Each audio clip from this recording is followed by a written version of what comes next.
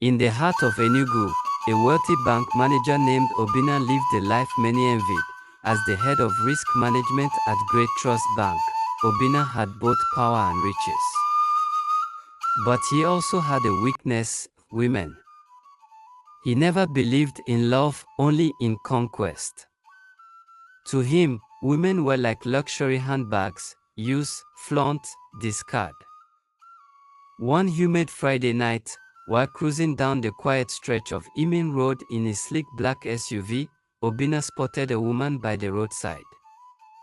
She stood calmly under a flickering street light, dressed in a flowing purple gown that shimmered faintly.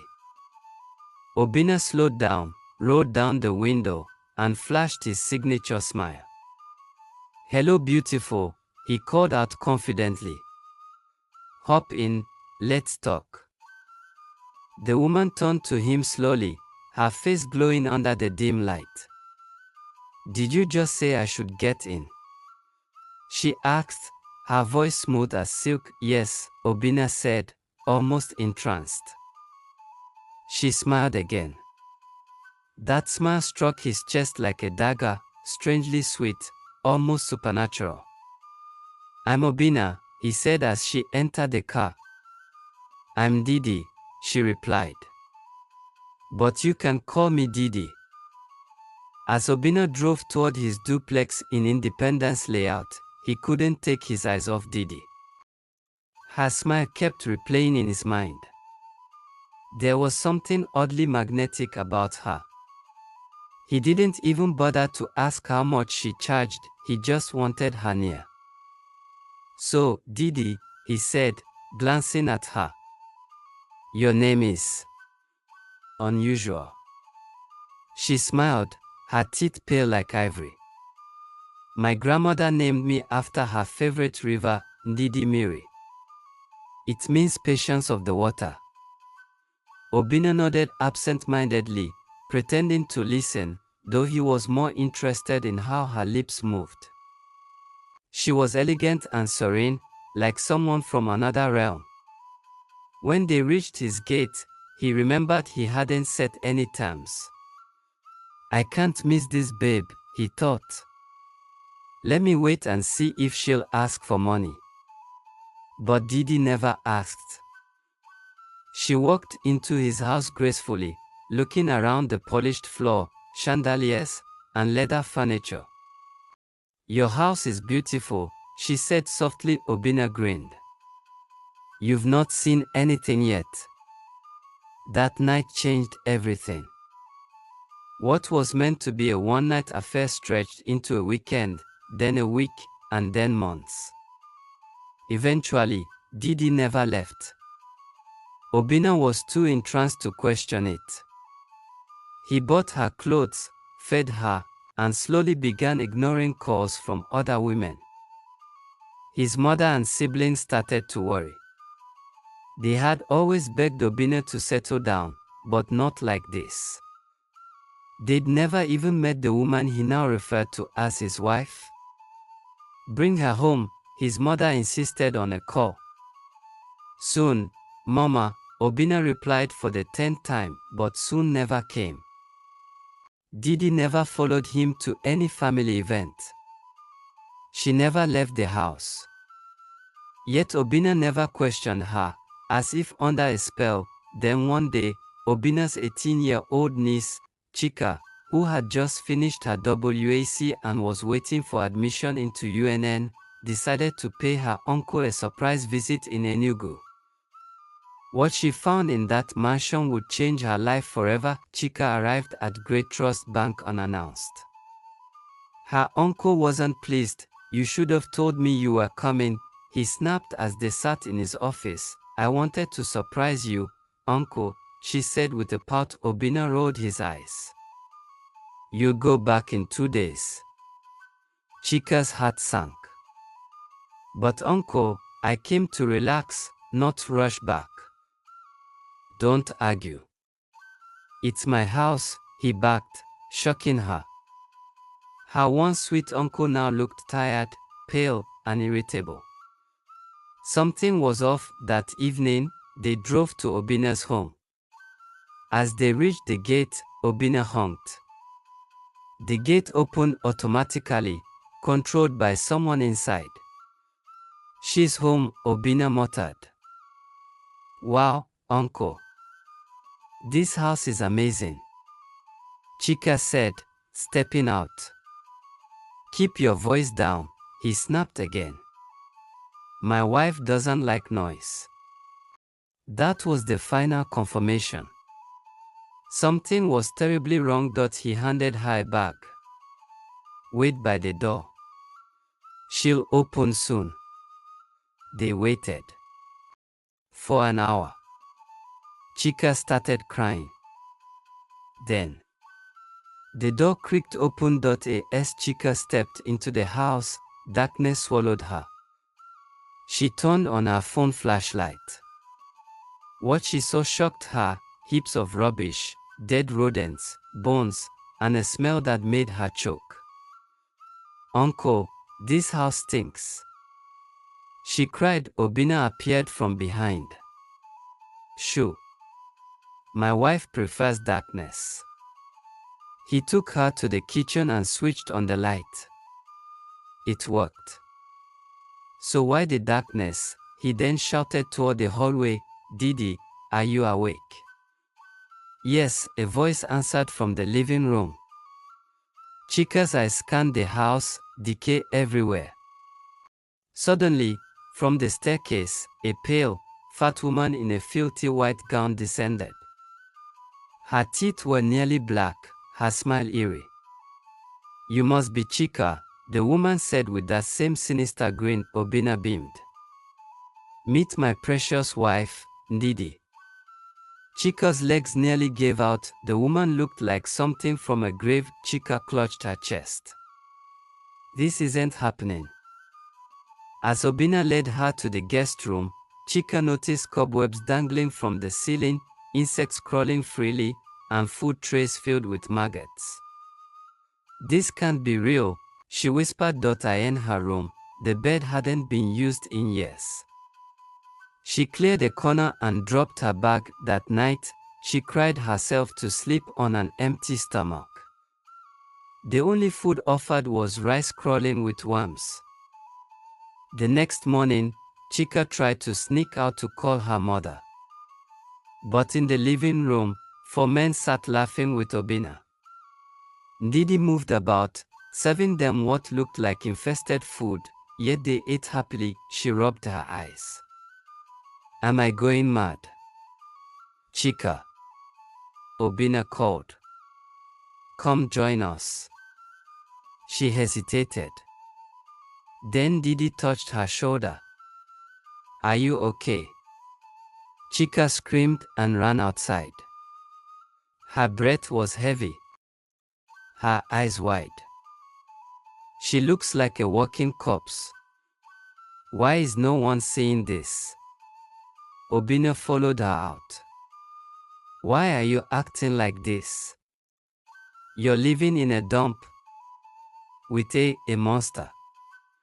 How dare you insult my wife?" He roared and slapped her across the face. She ran inside crying. Shaking, she pulled out her phone and began recording the house to show him what he couldn't see. But on her phone screen, everything changed. The house appeared sparkling. The couch was plush and clean. The food looked delicious. Didi looked youthful and beautiful. What is this?" she stammered.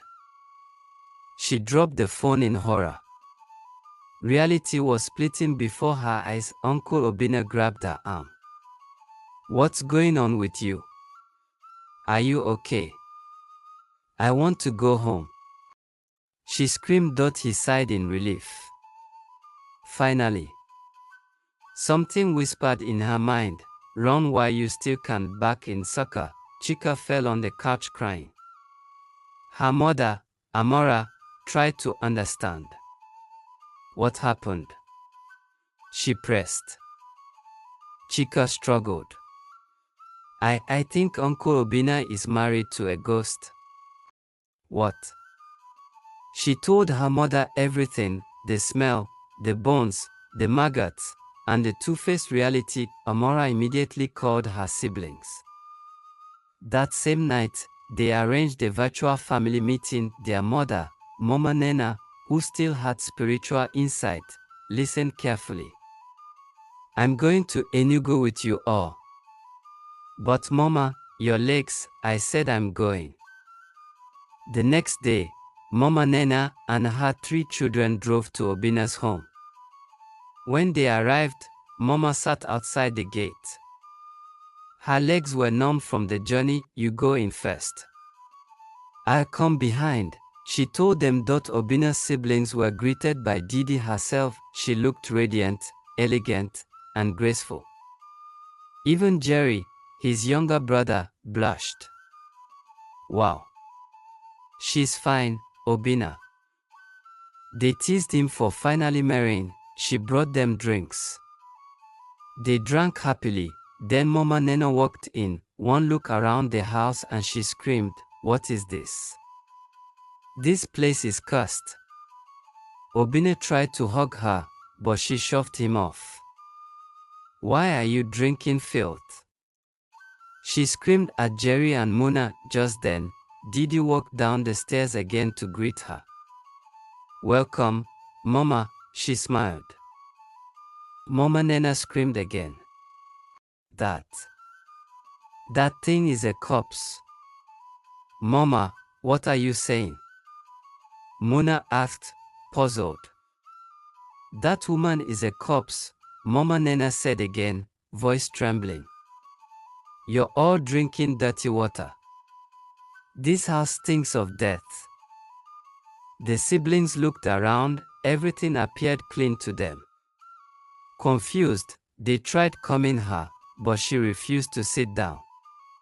"I'm not stepping into that cursed living room." Obina tried to joke it off, but Mama Nena waved him aside and hailed a taxi from the street. "Mama, where are you going?" "To the nearest mortuary," she said without blinking. "What?" "I need to bring someone who can see what I see. Something is terribly wrong." Everyone stared in disbelief. Obina tried to stop her. "Get out of my way, Obina. You may be my son, but I gave birth to you. I know when evil is sitting in your chest." The rest of the family watched as Mama Nena flagged down a kiki and ordered the driver to take her to any mortuary close by. Bewildered, Jerry and Muna followed. Obina kept pacing by the gate, clearly disturbed by her boldness. At Kingsway Mortuary, Mama Nena approached a young mortuary attendant named Udechukwu. "Please, my son, I need your help. You deal with corpses, you can recognize when something is wrong with the living." Udechukwu looked confused. "Madam, you want me to follow you where?" "To my son's house. There's something unnatural there. I need your eyes." He hesitated, but something in Mama's voice stirred a deep chill in his bones. After more pleading, Udechukwu reluctantly agreed. As they left the mortuary, the sun darkened behind the clouds. The air thickened. Something had been disturbed, something that didn't want to be seen. When Udechukwu stepped into Obina's house, he immediately clutched his chest. What is this stench?" "There's no stench here," Jerry said, frowning. "Are you okay?" Obina and Jerry laughed awkwardly. "Is this some kind of joke?" "No," Udechukwu shouted, tears forming. "She's feeding on you all, especially you, Obina." The smile faded from Didi's face. For the first time, her pale cheeks darkened in rage. "Mortuary boy," she hissed, "why are you trying to ruin my marriage?" But Mama Nena stepped forward. "Because you were never part of this family." In one swift motion, Mama Nena brought out a bottle of embalming oil and a small clay bowl from her handbag, tools she had kept since her youthful years as a mug cleaner. She whispered an Igbo chant and splashed the oil in Ndidi's direction. Ndidi screamed, not a normal scream, but a cry that shook the walls, her eyes turned hollow. Her face melted slowly into its true form, a decomposed, worm-ridden corpse. The family froze. Jerry dropped his drink. Muna clutched Momo's wrapper. Obinna fell to his knees, gasping. "What am I seeing?" He cried. "You're seeing truth," Mama Nena said. Eyes fierce, the walls flickered. The illusion lifted. The luxurious couch turned into rusted wood. The fine wine, nothing but bloodied water. Rotting animal carcasses lay in corners. The scent of decay now filled the air for everyone. "Mama," Obinna choked. "I've been living with this thing." "Yes," Udechukwu answered. "And she's been eating you." Everyone turned to Obinna in horror. Udechukwu told Obinna to remove his shirt. Shaking, he obeyed. The room went silent. On Obinna's back, from neck to waist, were exposed bones. Half of his flesh was gone. Maggots right beneath the skin that remained. Everyone screamed. "She has been feeding on you." Slowly, Udechukwu said, backing away. "You're not fully alive anymore. You're half corpse." Obinna burst into tears, falling to the floor. "I didn't know. I didn't know." "You were under a spell," Mama Nena said. "But why didn't we see this when we visited?" Jerry asked. "Because only people with spiritual sight, inner eyes, can perceive her true form," Udechukwu explained. "Mama has it. So do I. Chika has it too." Obinna wept louder. "She told me I was hers forever."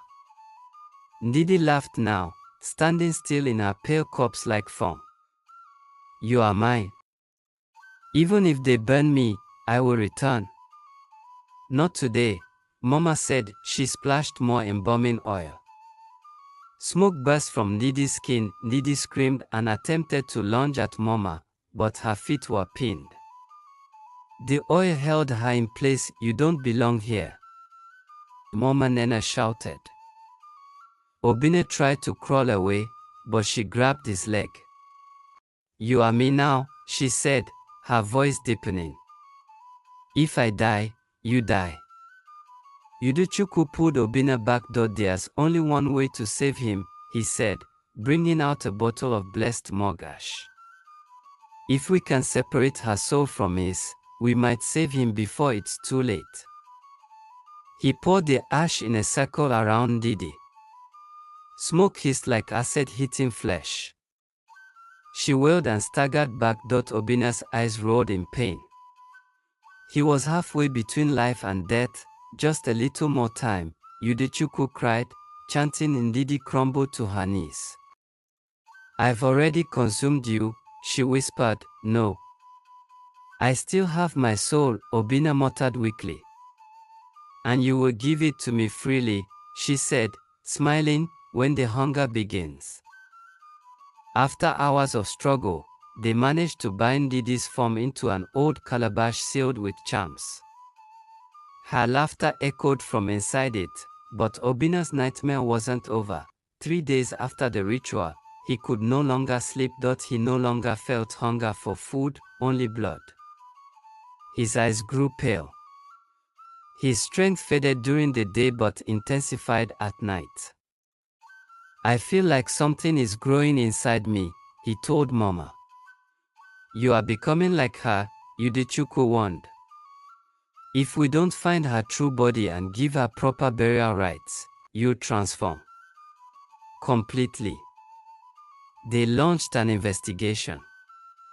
Udechukwu and Mama Nena scoured mortuary records and death logs. Finally, they found a chilling entry. A woman named Ndidi Uma, reported missing 2 years ago. Her body was never found. She must have been killed and dumped somewhere, Udichukwu whispered. Her spirit returned, feeding on Obinna. If they didn't find her corpse soon, Obinna would join her in the world of the undead. Guided by spiritual insight, Mama led them to a shallow forest behind Imin.